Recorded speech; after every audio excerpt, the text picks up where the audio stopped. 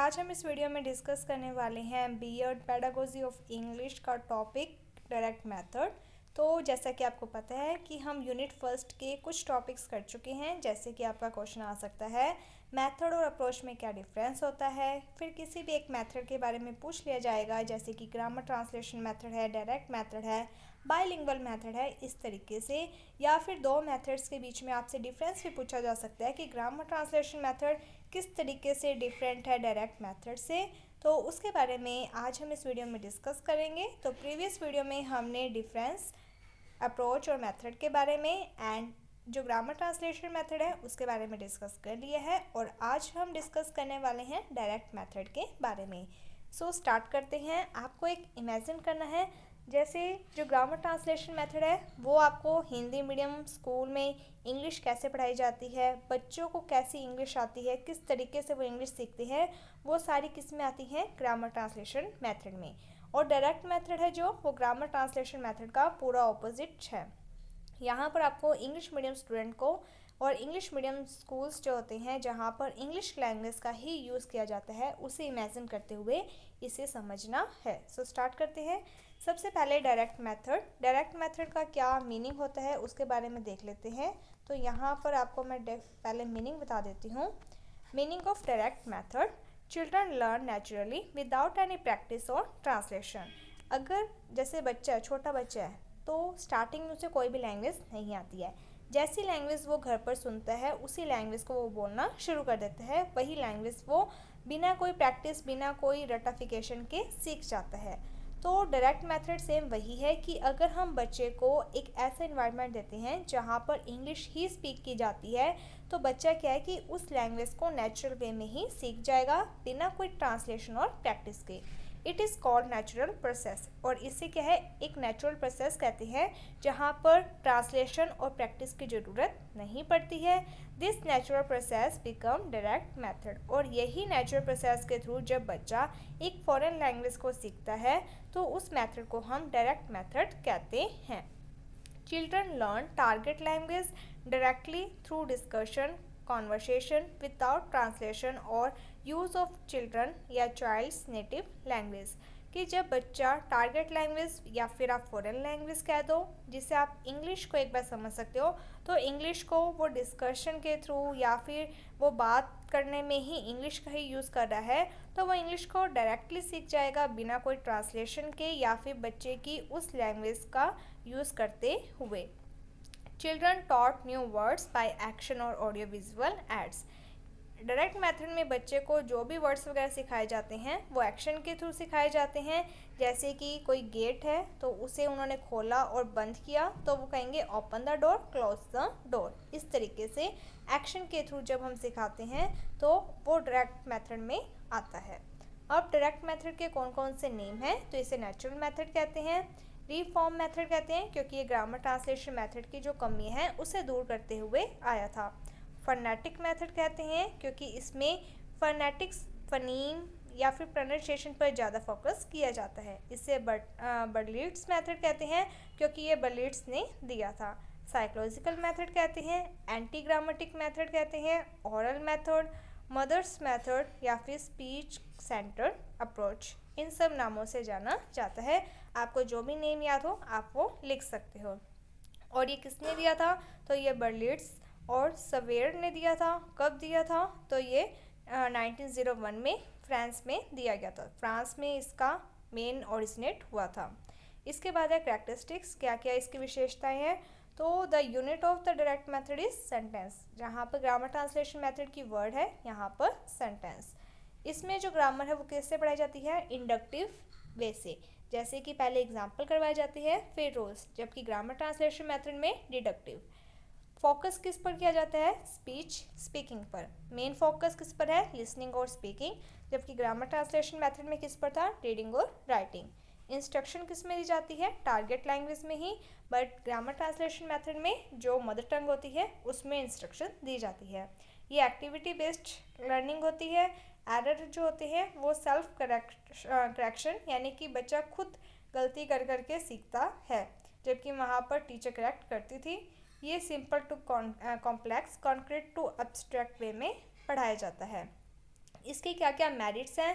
सबसे पहले फ्लुएंसी आ जाती है, बच्चा फ्लुएंट तरीके से आराम से इंग्लिश बोल पाता है, उसकी टारगेट लैंग्वेज के ऊपर कमांड हो जाती है, सेल्फ कॉन्फिडेंस आ जाता है, स्पीकिंग स्किल डेवलप होती है, एक्टिव यूज़ कर पाता है वो टारगेट लैंग्वेज का, उसकी प्रोनाउंसिएशन अच्छी हो जाती है, एक्सटेंसिव टारगेट और न्यू लैंग्वेज यूज़, वो ज़्यादा से ज़्यादा टारगेट लैंग्वेज का यूज़ करता है। Enhance student capacity to hear accurately, ample scope of oral error oral skill. इसके साथ ही बच्चे को ज़्यादा से ज़्यादा क्या है कि उसी लैंग्वेज को सुनाया जाता है और बच्चा उसी लैंग्वेज को ज़्यादा बोलता है। Limited vocabulary daily life related, तो वोकैब्स जो होती हैं वो जो डेली लाइफ से रिलेट होती हैं वही ज़्यादा करवाई जाती हैं और वो भी लिमिटेड वे में। Direct bond in thought and words, इसमें क्या होता है कि बच्चे का डायरेक्ट बॉन्ड हो जाता है थॉट और वर्ड को लेकर, कि बच्चा इंग्लिश में ही सोचता है और इंग्लिश में ही वो बोल देता है। Clarification by use audio visual aid, कोई भी चीज़ है अगर उसे टीचर को बच्चे को समझानी है तो वो हिंदी में या नेटिव लैंग्वेज मदर टंग में एक्सप्लेन करने के बजाय टीचर के थ्रू या फिर टीवी पर कुछ इस तरीके से दिखा सकती है।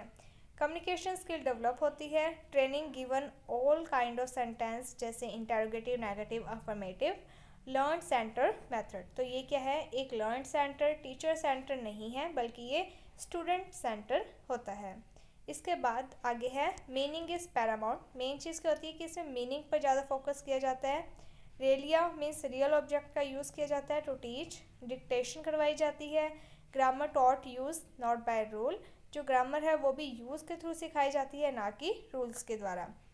एक नेचुरल मेथड है, पहले जो बच्चे हैं वो speak learn S L as ही लर्न एफ एल, ठीक है। सेकेंड एस एल का मीनिंग है सेकेंड लैंग्वेज, एफ एल का मीनिंग है फॉरेन लैंग्वेज। नेचुरल वे में सिखाया जाता है मीन्स, उसके बाद है increase vocabulary oral interaction intensive, यानी कि दो बच्चों को इंग्लिश में आपस में बात करने के लिए कहेंगे इस तरीके से, और lot of exposure of the target language, main ज़्यादा फोकस किस पर होता है, टारगेट लैंग्वेज पर।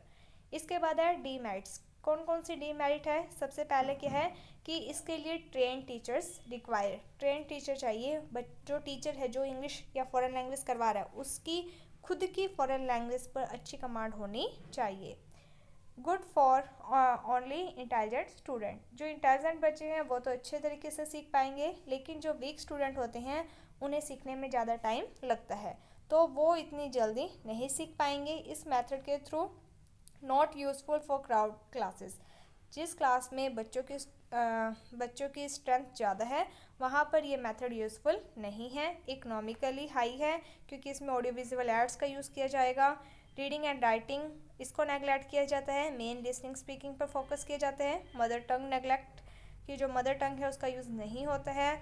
नो क्लैरिफिकेशन ऑफ डाउट, जैसे बच्चा है अगर उसको कोई वर्ड नहीं समझ में आता है हम उसे मदर टंग में बताते हैं तो बच्चा उसे समझ लेता है, लेकिन अगर आप इंग्लिश में ही उसकी डेफिनेशन के थ्रू समझाओगे तो बच्चा उतने अच्छे से नहीं समझ पाता है। टाइम कंज्यूमिंग, टाइम ज़्यादा लगता है क्योंकि इंग्लिश में ही बच्चा सीख रहा है। Every words can not explain by action and showing things, हर एक जो वर्ड होता है उसे हम एक्शन या फिर कोई भी चीज़ दिखाकर नहीं सिखा सकते हैं। आर्टिफिशियल इन्वायरमेंट क्रिएट करना पड़ता है, जैसे कि इंग्लिश ही आपकी पूरी क्लास में बच्चे बोले टीचर्स बोले इस तरीके से। The learner is over exposed complexity of target language, तो इसमें क्या होता है कि जो बच्चा होता है उसे बहुत कठिनाइयों का भी सामना करना पड़ता है, टारगेट लैंग्वेज को लेकर कॉम्प्लेक्सिटी आ जाती है। Good for earlier classes not for higher classes, छोटे बच्चों के लिए तो बेस्ट है, इससे बच्चा कुछ मेन वर्ड सीख पाता है, कुछ अच्छे सेंटेंस सीख पाता है, लेकिन हायर क्लासेस के लिए ये मेथड सही नहीं है। इसके प्रॉब्लम्स इन इंडिया, इंडिया में क्या प्रॉब्लम होगी? सबसे पहले तो ट्रेन टीचर्स नहीं मिलेंगे, एक्सपेंसिव ऑडियो विजुअल एड्स, और child think first in mother tongue than target language, बच्चा पहले मदर टंग में ही हर एक चीज़ सोचता है उसके बाद ही टारगेट लैंग्वेज का यूज़ करता है। Speech primary and grammar second, तो ये जो मेथड है इसमें क्या है, स्पीच पर ज़्यादा फोकस किया जाता है बाद में ग्रामर पर, तो ये आपका हो गया डायरेक्ट मेथड। अब है बाइलिंगुअल मेथड, सबसे पहले किसने दिया? सीजे डॉटसन ने दिया है। ये बाइलिंगुअल मेथड है जो इसमें क्या है कि कुछ ग्रामर ट्रांसलेशन मेथड और कुछ डायरेक्ट मेथड दोनों का ही एक मिक्स रूप है, ठीक है। जो बातें ग्रामर ट्रांसलेशन मेथड की अच्छी है वो भी ले ली, और जो डायरेक्ट मेथड की अच्छी हैं वो भी ले ली। टू लैंग्वेज यूज़, दो लैंग्वेज का यूज़ हो गया, टारगेट का भी और मदर टंग का भी। टारगेट लैंग्वेज को सिखाया जाता है किसके बेस पर, मदर टंग के बेस पर। एक मिडवे है ग्रामर ट्रांसलेशन मेथड और डायरेक्ट मेथड के बीच का, कौन, बाइलिंगुअल मेथड।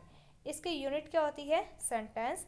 कैरेक्टरिस्टिक्स क्या है कि वर्ड बाय वर्ड तो ट्रांसलेट नहीं किया जाता, लेकिन कोई भी वर्ड अगर समझाना है जो कि मुश्किल होता है उसे ये मदर टंग का यूज़ करते हुए समझा देते हैं।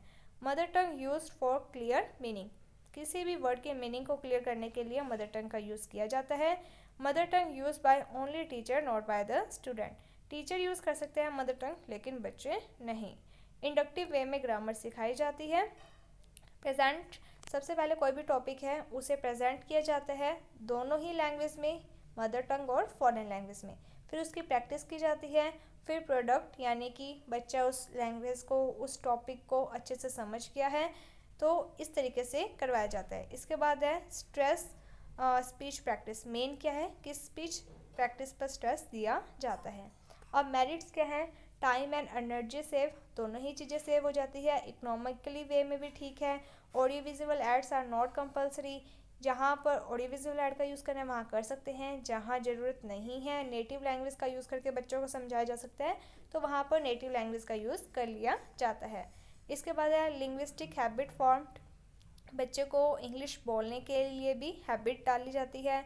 No need of a train teacher, किसी ट्रेन टीचर की ज़रूरत नहीं पड़ती है इतनी।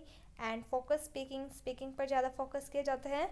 Mother tongue equivalent target language, कि मदर टंग का यूज़ किस वे में किया जाता है, ऑडियो विजुअल ऐड के बराबर में किया जाता है। जैसे कि आपने कोई वर्ड समझाना है तो आप ऑडियो विजुअल ऐड के यूज़ करने के बजाय मदर टंग में उस वर्ड को समझा सकते हो। डीमेरिट क्या है कि ये टीचर सेंटर्ड होता है, इसमें टीचर एक्टिव होता है लेकिन स्टूडेंट पैसिव होते हैं। रीडिंग राइटिंग स्किल को इग्नोर कर दिया जाता है। Good for only lower classes, sometime merge in grammar translation method, कभी कभी बाइलिंगुअल मेथड का यूज़ करते हुए ये किस में मर्ज हो जाता है, ग्रामर ट्रांसलेशन मेथड में मर्ज हो जाता है। सो इस तरीके से आज हमने डायरेक्ट मेथड और बाइलिंगुअल मेथड को समझे हैं। होप आपको ये टॉपिक समझ में आ गया होगा। अगर आप कोई भी डाउट वगैरह होता है तो आप हमें कमेंट सेक्शन बता सकते हो, आपका डाउट दूर कर दिया जाएगा। इसके अलावा टेलीग्राम पर नई शुरुआत के नाम से ग्रुप बनाया गया है, आप उसे भी ज्वाइन कर सकते हो। इंस्टाग्राम पर भी नई शुरुआत के नाम से अकाउंट है, आप वहाँ पर भी ज्वाइन कर सकते हो और अपने डाउट्स वगैरह पूछ सकते हो। So thank you friends for watching my video. Thank you.